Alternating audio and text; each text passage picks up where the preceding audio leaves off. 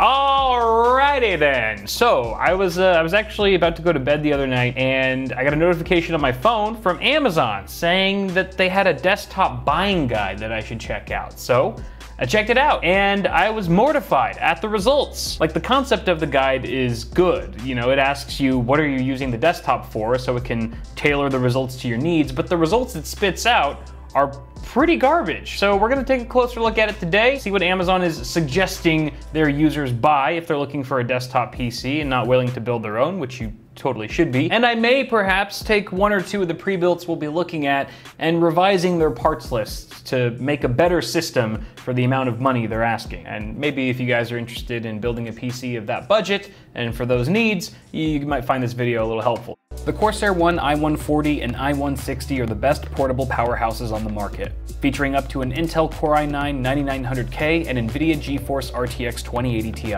Corsair's liquid cooling system for the CPU and GPU delivers uncompromised performance, low temps, and minimal noise for an experience few systems its size can achieve. For those who want everything, this is the one. Click on the link below to learn more.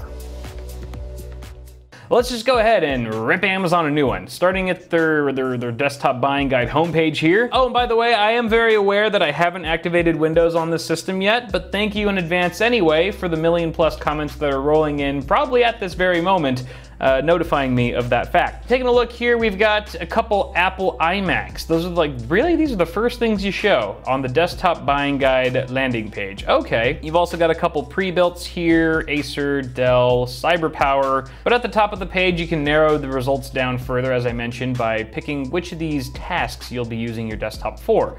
And I'm gonna choose gaming because I feel like a lot of us are gamers and we like gaming PCs. So wait, hold on. Okay, I clicked gaming, and still the Apple iMacs are the first two results.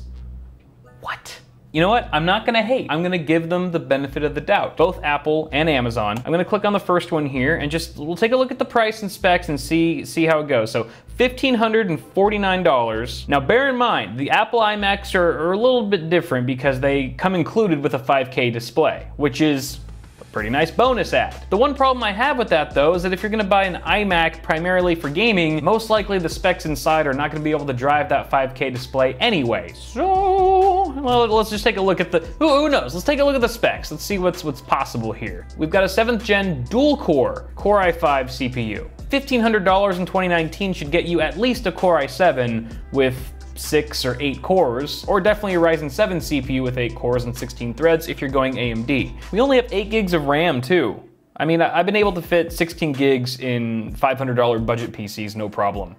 So that's not great. For GPU, we've got a couple options depending on the kit that you want to be outfitted with. Radeon Pro 570, 575, or 580 with up to 8 gigs of VRAM. Okay, so the Radeon Pro series, from what I understand, are not quite as fast as their RX 500 series counterparts when it comes to gaming, but they're not far behind. That being said, this system isn't chalking up to be a solid option if gaming is your primary focus, especially for the price. 1 terabyte, let me guess, it's a hard drive. This guy is saying that it's advertised as having a 1 terabyte hard drive. Excuse me, I've got the hiccups now. This always happens when I see a bad pre-built.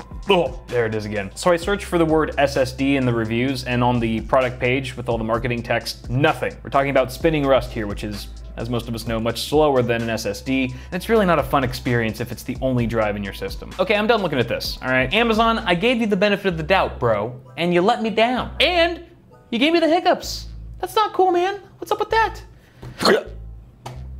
So just so we're crystal, if you happen to be in the gaming section of Amazon's desktop buying guide, don't buy this. Don't buy this. And this is scary because not everyone knows what all these specs are. And someone's just gonna be like, well, it's the first one. It's got 92 reviews and 4.5 stars. It's the first one that Amazon told me to buy, so I'm gonna buy it. And they're gonna be disappointed. All right, this is a much different price point here. $630 from HP. This is a Pavilion desktop, and it's got a Ryzen 7 1700. Not bad for the price, but let's keep going. 12 gigs of RAM is a little weird. You usually see 8 or 16. This might indicate a proprietary motherboard, which isn't the best, especially if you plan to upgrade. DDR4 2666. That is some slow-mo memory, my dude. Ryzen feeds off of fast memory. You wanna give it some high frequency RAM. I usually suggest 3200 if you can squeeze it. 3000 2000's not bad either, especially if you can overclock it to 3200, but 2666, come on.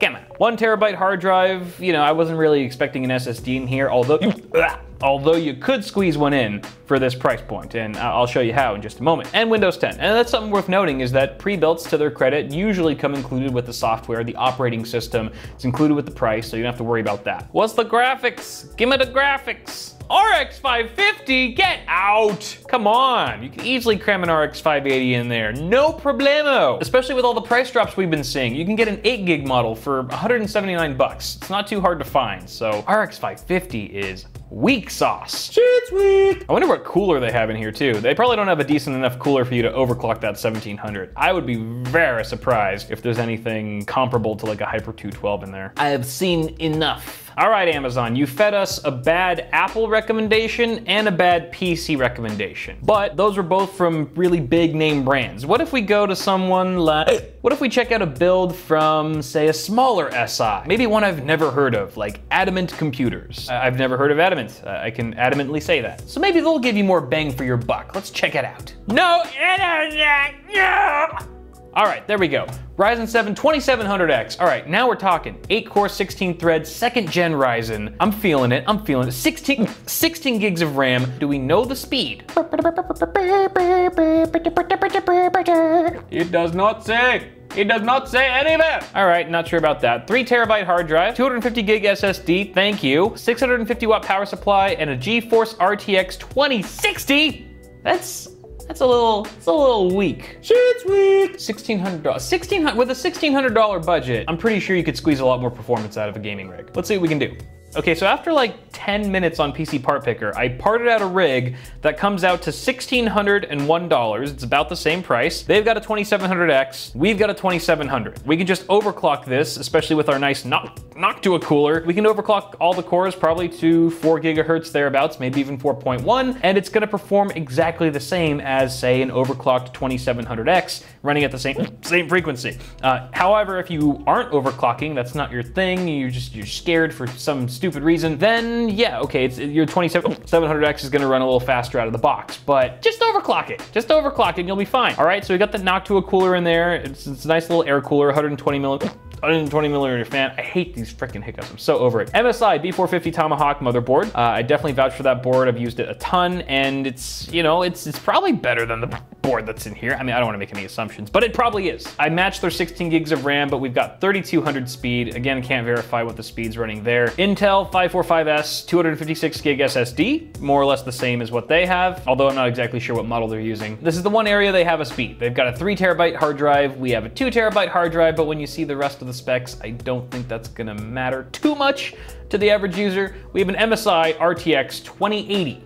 8 gig Ventus video card. This isn't like a blower style card either. It's got dual fans. It's a pretty decent cooler, open air shroud. This is gonna beat the crap out of an RTX 2060. And, you know, here's my rule of thumb, is if you're building a gaming PC, take your budget, whatever your max budget is, say you wanna spend $1,000 on a rig, allocate half of that budget, around more or less half, to your GPU. Now, this isn't gonna work for everyone. Some people have complex needs, but if you're just gaming, allocate around half of your budget to the GPU because that's what's gonna affect your gaming performance the most. So you can see I spent about 700 bucks on the 2080. It's definitely less than half, but you know, if we went the next rung up, RTX 2080 Ti, that would go way over half of our budget. Now we're talking, you know, 1100, 1200 plus for a GPU. And just to put things in perspective, the RTX 2060 is a great card for 1080p and even 1440p gaming, but you really get your foot in the door to 4K gaming with an RTX 2080. Should you be interested in that? And even if you're not, I mean, let's say you're just gaming at 1440p, you can be gaming at that resolution with an RTX 2080 for 3, 4, maybe even 5 years before you even think about upgrading your GPU. Whereas you're gonna feel that slow down a lot sooner with the 2060. For the case, I went with an Eclipse 400 from Fantex. This is, I used this case very recently, and I'm using it again here because